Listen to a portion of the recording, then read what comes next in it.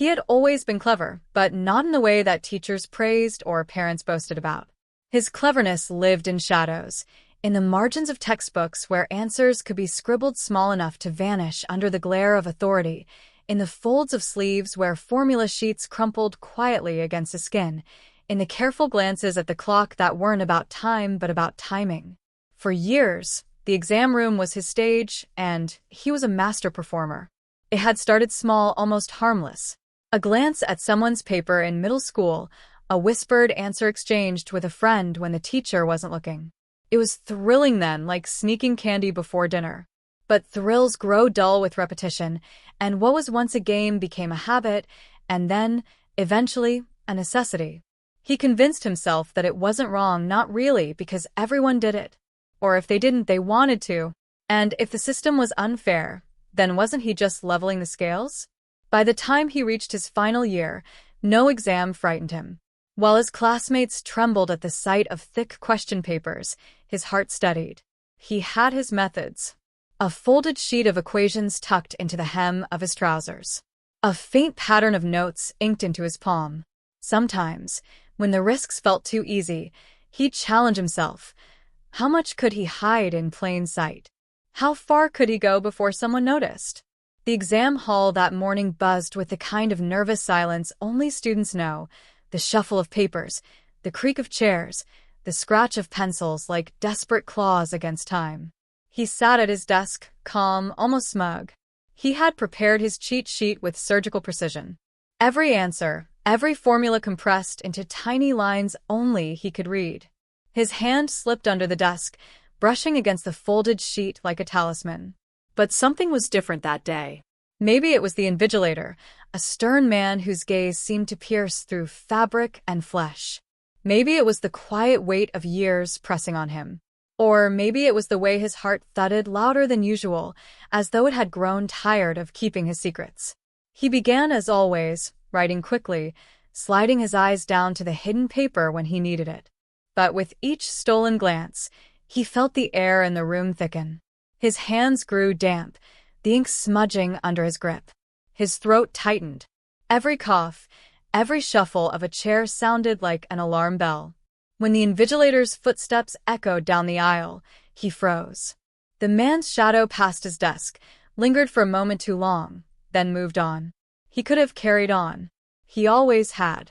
But instead, something cracked inside him. He looked at the paper, then at the cheat sheet, and for the first time, it didn't feel like a clever trick. It felt like a weight chained to his chest. His pen slipped from his hand. His breath shook. And before he could stop himself, he raised his hand. The room turned to look at him. The invigilator walked over, puzzled, ready to reprimand. But the boy didn't wait. He reached into his pocket and pulled out the folded paper, laying it flat on the desk between them. "I cheated," he said, his voice breaking the silence like glass shattering. Gasps rippled across the room. A few students smirked, others winced, but most looked away. The invigilator's face softened, not with pity, but with something quieter, recognition, perhaps, or relief that honesty still existed somewhere in the room. The boy's confession cost him. The paper was confiscated, his marks canceled, and the news spread quickly through the school. For days, he walked the halls under the heavy gaze of whispers and judgment. But there was something lighter in his step, something freer in his eyes. He had finally come clean. For the first time in years, he sat in silence and felt no guilt pressing down on him. No clever tricks running through his mind, no folded paper burning in his pocket. Just him, raw and unhidden. And though the world saw him as the cheat who had been caught, he knew the truth. He was the cheat who had finally confessed. And in that small, bitter victory, there was something like peace. He didn't plan to confess. That was the strangest part. The boy who built his life on quick lies and hidden answers had never intended to let the truth escape. It slipped out of him the way a long-held breath escapes without permission, the way guilt cracks through silence after years of wait. The days after the exams stretched endlessly, each one painted with whispers. Some classmates laughed at him, not cruelly, but with that quiet relief people feel when someone else takes the fall. How could he be so stupid? they asked, as though his mistake was the confession and not the cheating itself. Others avoided his eyes entirely, afraid perhaps that truth might be contagious. A few, just a few, looked at him differently, as if his honesty was braver than his deceit had ever been. He thought about regret often. At night, lying awake, he would replay the moment he raised his hand, the stunned silence, the words tumbling from his mouth before he could stop them. I cheated.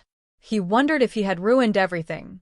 His grades were gone, his teachers' trust burned, his parents silent with disappointment. Yet, deep in the hollow of his chest, something unfamiliar stirred. A kind of fragile calm, like the air after a storm. For the first time in years, he opened a textbook without thinking about how to shrink its contents onto a slip of paper. The words looked different now, heavier, harder, but also real. He realized he had never actually learned anything. All his victories were hollow, built on borrowed answers and sleight of hand. That thought frightened him more than failure ever had. Weeks passed. A teacher, the one who had watched him most closely in the exam room, called him aside after class. The boy expected a lecture, another disappointment carved into his record. Instead, the teacher only asked, "Why did you do it? Why confess, after all this time?" The boy opened his mouth, but no clever answer came. His voice faltered, as if the words had been waiting years to escape. "Because I couldn't stand myself anymore." The teacher studied him quietly, then nodded once. "Then maybe this is the first honest grade you'll ever earn." It wasn't redemption, not fully. The stain of cheating lingered, and the world did not forgive easily. But he began to rebuild, slowly, clumsily. For the first time, he studied late into the night not because he feared being caught, but because he feared never knowing enough. He learned what it felt like to answer questions with nothing but his own mind. The grades came slowly, harder won than before, but when they arrived, they carried weight. They were his. The confession that had once felt like ruin became something else, a threshold. He was no longer the boy who outsmarted the exam room, no longer the cheat who lived in shadows. He was the boy who had finally admitted the truth, and in doing so, had stumbled into something he never expected: freedom. And though he carried the memory of shame like a scar, he also carried something sharper, brighter, a reminder that sometimes the bravest act is not in fooling the world, but in no longer fooling yourself. He was 16 when the weight of his choices finally caught up to him, though in truth the pattern had started long before. His earliest memory of cheating was not in a classroom but at the kitchen table, playing a board game with his cousin. He had moved a piece 2 extra spaces when no one was looking, and when victory was declared, he basked in the applause that wasn't his to earn. It was small, harmless, or so he thought. But even then, he remembered the thrill, the electric rush of winning without deserving it. That thrill would follow him everywhere. By the time he entered secondary school, his reputation as a smart kid had already taken shape. Teachers praised his grades, parents compared him to their children, and classmates sometimes whispered envy under their breath. But no one knew the truth. His intelligence wasn't in memorizing books or solving equations. It was in slipping tiny pieces of information where they didn't belong, in memorizing patterns of loopholes rather than laws of physics. He wore his deception like armor, and with each passing year, the armor grew heavier, though he never noticed. The exam hall had always been his kingdom. Rows of desks, a clock ticking down like a challenge, and 100 anxious faces bent over papers. He, meanwhile, sat at ease, armed with secrets that no one else carried. Every test was a performance, every invigilator a villain he had to outwit. His notes became works of art, ink pressed so faintly into a fingertip that only he knew how to read it, codes disguised as doodles in the margins, a slip of paper folded so perfectly it fit in the space between sock and shoe. To him, it wasn't cheating. It was strategy, survival. But that final exam changed everything. Perhaps it was the way the questions stared back at him, questions he should have known, questions he realized he had never truly learned. Perhaps it was the invigilator's eyes, sharp and unblinking, as though they had seen this play out countless times before. Or perhaps it was simply exhaustion, the kind that comes not from studying too hard, but from lying too long. When his hand rose in the air, it felt as though someone else had moved it. When the words left his mouth, "I cheated," they did not sound like his. They were softer, weaker, yet heavier than any secret he had ever carried.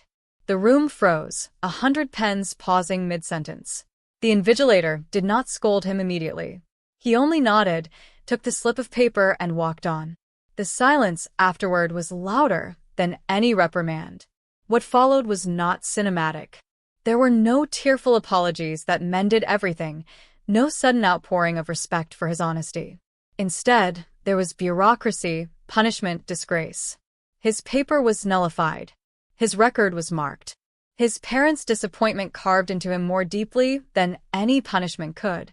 For weeks, he was the boy everyone whispered about. Not the clever one, not the successful one, just the cheat. And yet, something shifted in him. With his armor stripped away, he felt lighter. Vulnerable, yes. Exposed, yes. But also free.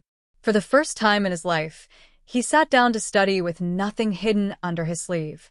The first nights were painful, frustrating, his mind rebelling against the slow grind of real learning. But then, one evening, he solved a problem without help, without notes, without tricks.